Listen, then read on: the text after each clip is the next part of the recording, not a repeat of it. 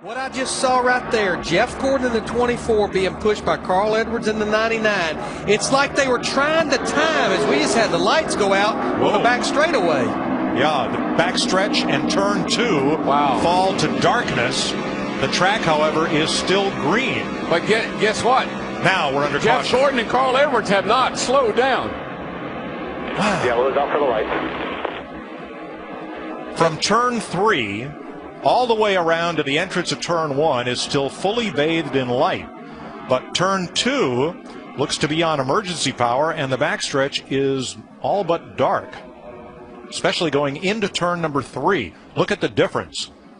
Now, they're on low power on the back, much as was used at nighttime during the 24-hour race. 24-hour lighting system. Watch this. So, boom, boom, out go the lights. But Carl and Jeff Gordon, they never slow down. They just keep digging. Look at him bumping and beating back there in the pack. St. Amant coming up on the inside of Benson, trying to make the move for second spot. The leader, Skinner, is gone. The battle is for second, back through about 9th position, and it is a melee. Wow!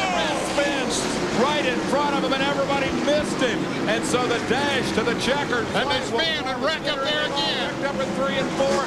Skinner takes the checkered flag. St. Amant wrecking down the backstretch. There's the darkened light. A 3.5 second gap from the winner Skinner back to the second place truck, Johnny Benson Jr. Corelli may have finished third. Watch Take this. another look. There we see Corelli on the inside as St. Amant comes down and into this. Look at that. Wow.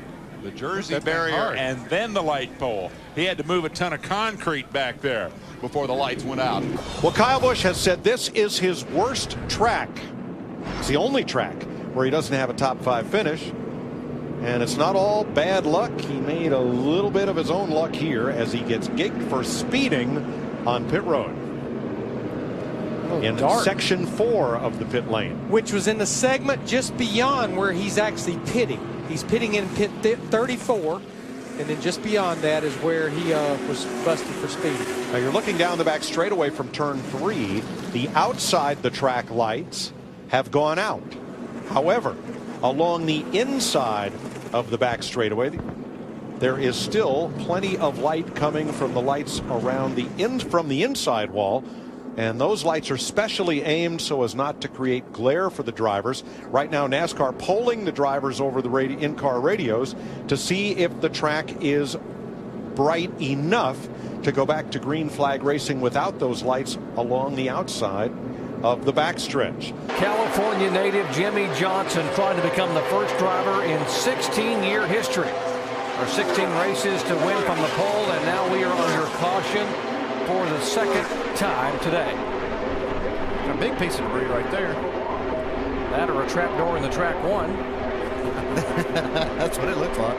Wow, you know what? That's the caution lights is what that is. Yeah. Somebody, I'll tell you, these guys have been running so close to that wall, they've knocked that light off. I've seen these guys getting up so close up there. I believe they knocked the light off. Watch this. Here it comes. No, maybe it's just the wind off of them. Man, that's wind's blowing hard that way too.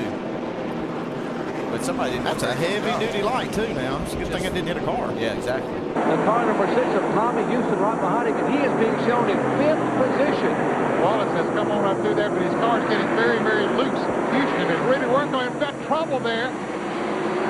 Hey, we got the lights knocked out last night, and it looks like we got the lights knocked out again. The caution is out. That happened in the truck race last night.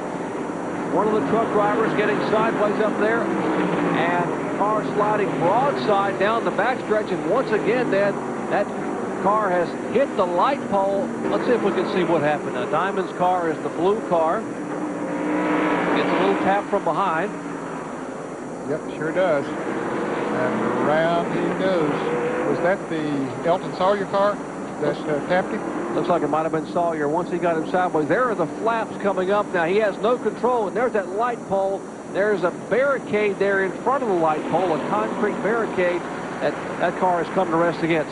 That's Sunday. Here in Texas on Friday, it is nighttime racing at Texas Motor Speedway, which requires lights, a section of which on the inside of the back straightaway have just gone out. It's like maybe they overheated, trying to cool them off.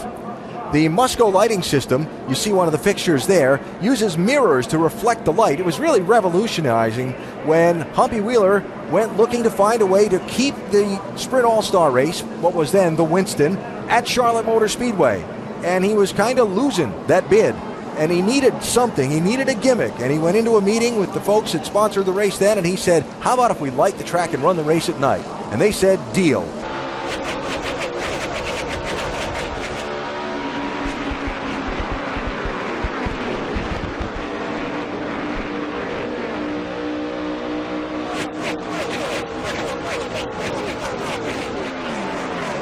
Caution has waved. Greg Biffle had taken the lead, Kyle Busch second, Kurt Busch third. Jeff Gordon had fallen to fourth on that restart. So Gordon ties the record for consecutive laps led from the start of the race, and this one is a little different. They dropped the green flag, or waved the green flag, to restart the race. However, the drivers are controlled these days as much by the green and yellow flag as by the caution lights all the way around the racetrack. And we're told the caution lights failed to extinguish when the track went green. But he's definitely getting better. He's actually on the lead lap, Mike. Yes. But when that caution came out on lap 45, we were watching him. He was just about to go a lap down. So I think these cautions, they've possibly been his best friend, Matt. Lights are on, but I didn't hear him say caution. They're not waving them. Absolutely. Yeah, something going on. The caution lights came on without being triggered by NASCAR. So now the call has come down from the tower to wave the caution flag. See, drivers only see the flag when they're on the front straightaway, but the caution lights are all the way around the racetrack, and NASCAR has told the drivers in the drivers' meetings every week that the caution lights control. You see the caution lights slow down, and so we don't know what is triggering the light or what caused it to not go off during an earlier restart.